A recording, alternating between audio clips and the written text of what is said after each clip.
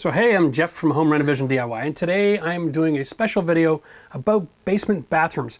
Now this video is really designed for anybody who bought a new house and you've got a roughed-in bathroom downstairs, which basically means they've given you about a 5x7 space, got plumbing sticking out of the concrete for the toilet and for your shower, and you're trying to figure out, is this a project that you can handle renovating on your own and finishing it off? The answer is yes. So today I'm going to go through all of the different steps that you need to consider when you're renovating your bathroom to make sure that you get a professional result, so then you're investing in your home and you're not destroying it. So first of all, let's talk about the rough-in procedure, because whenever you're building something, you need to have a rough-in plumbing, rough-in electrical, rough-in framing, and you need to pass your inspections for all of these different stages. So generally when you get your home, you're going to have the plumbing roughed in as far as the waste and the vent is concerned, but not for the water supply. So when you take on a project like this, you're going to want to get a permit. You're going to want to get your city or municipality or state or an inspector in your home to make sure you've done things right so you don't run into problems down the road. And if you want to know the specifics on how to do all these different tasks, we have all those videos. We'll also throw some links in the descriptions so that you can follow along. But what we're doing today is talking the generalities, okay? So generally, you've got plumbing. Now, one of the first things everyone says is, well, I guess I got to open up the concrete. The toilet isn't exactly the right spot. Maybe the shower isn't exactly in the right spot. And there are ways that you can work around this problem. They make aftermarket products for the toilets where you can just cut the pipe off at the concrete and you can insert your flange and then screw that flange to the concrete so you don't have to open the floor up. They also have an awesome product from the Schluter company that's designed for showers. So this is the drain rough-in, okay? And generally it's a pipe sticking out of the ground. Now if you're going to put in a tub shower or a shower pan in this kind of environment, what you're going to find out is that that pipe is never in the right spot. They don't care. It's a rough-in. So they don't even have a wall to consider right at this point. So what you can do is Schluter sells a flange with a 90-degree drain attachment, okay? That you can just cut the pipe half an inch off the concrete, stick on an elbow fitting, and now you can locate your drain anywhere in the shower that you want to.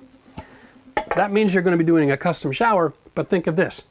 If you don't have to open the concrete and go through all that time and investment there, and you can just plug and play something like this, then you can make a custom shower anywhere in the house you want, which is awesome.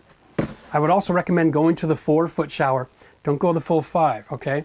That gives you lots of room and flexibility for all your water supply, any future considerations, having room to add a niche in your wall, all right? Remember, bathrooms in the basement in a lot of cases are full of all kinds of mechanical everywhere. So by making the shower by making the shower smaller than the room, it gives you a little bit of flexibility. Now, other things to consider is the height. Up in the ceiling, generally you're full of ductwork. If you have a basement, you've got a heating system, and so there are pipes running everywhere. And in modern construction, we're using HRV, the heat recovery ventilation system, so there's extra ducting. So when you look up in your ceiling, you're like, wow, where am I going to possibly put a light? Consider using the new Slimline LEDs. You can put them just about anywhere. And if you can drill a hole, you can get that little box that's attached to your light and tuck it around some pipe somewhere. You should be fine. Just put that in consideration before you get started. Sometimes you might need to strap your ceiling with a 2x3 to give you the extra depth that you need. But that might be worst case scenario. So when it comes to doing your rough-in plumbing, you can go with PEX. Okay, as a homeowner, it's really easy to work with. The tools are very cost effective and it doesn't require a great deal of skill. All you got to do is cut everything the right length and crimp it all together. So you can set up your shower, and that's good. Make sure when you're framing your shower, you have extra wood on the inside of the walls so that when you're putting in your shower door system, you have something to screw it to. That's a consideration. You don't want to have realization afterwards, try to attach your door to just your tile, because that can be a disaster. The other thing you want to do is if you're using the Schluter system, you're going to be getting a curb because this is raised floor, okay? This is awesome. You get this involved right at the very beginning. It helps you square your framing off. You also have to make sure that you got all your electrical figured out because they're not going to rough in the wiring for a basement bathroom. So that means almost everybody has the same rules. You're going to have to pull an electrical permit. It's a different inspector than the building permit. You're going to want to run power to a plug for your sink. And that's going to be a GFI, and from there you can put in light switches and lights and not have to be concerned about, proximity to water locations.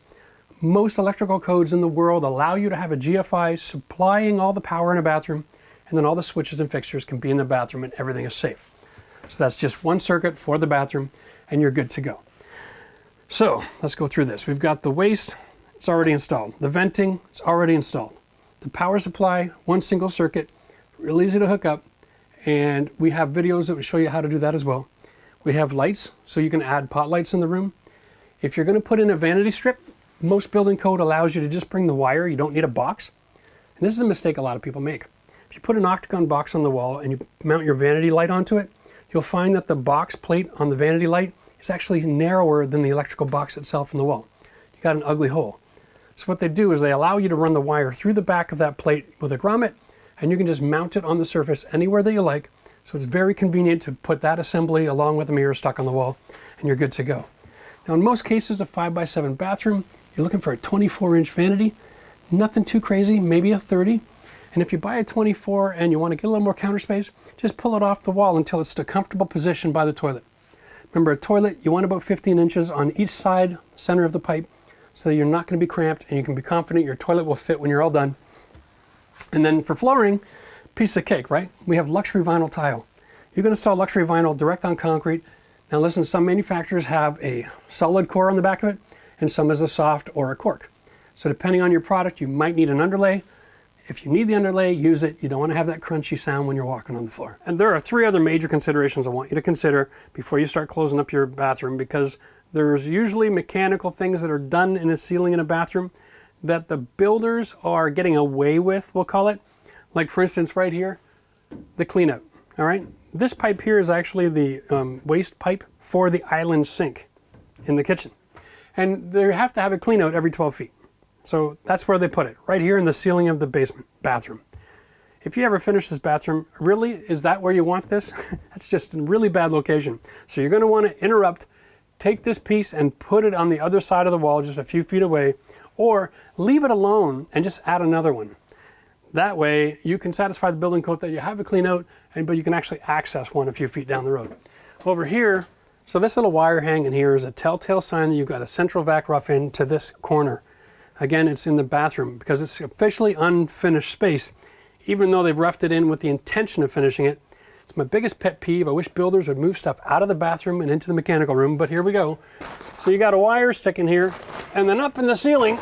So that's the stub out for my central vac that's run through the entire house. I've got to get a coupling and another piece of pipe to extend that over to the mechanical room before I close the ceiling up, or no one is ever going to find it. Again, this wire is too short. It's a simple Cat 5. Tie these wires to color coded, okay? Run that over to where it's going to be useful to you.